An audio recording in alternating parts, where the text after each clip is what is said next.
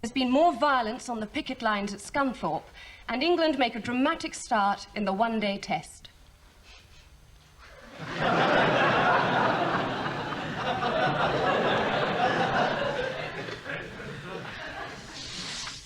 There's been yet more violence at Pitheads today. I love you.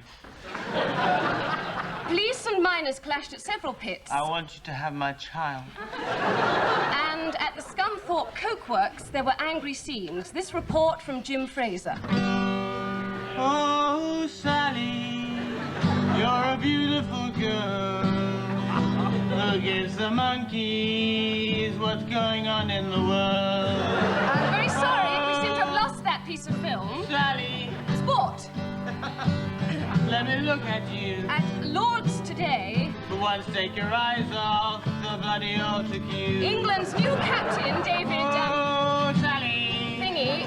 I'm a poor heartache. And now I think we have some Let us film make coming. love in the In commercial fact, we have a break. report from Damien Davidson. This is Damien Davidson, and I'm standing outside St Botolph's Hospital, Slough, where members of the trade union COSY are locked in dispute with their local health authority.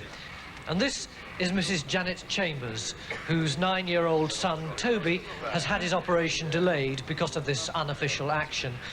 Mrs Chambers, you must be very upset. Well, yes, it is a bit upsetting, yes. And what are your feelings towards the health workers? Well, I don't know, really. Would you possibly say that they're being intransigent?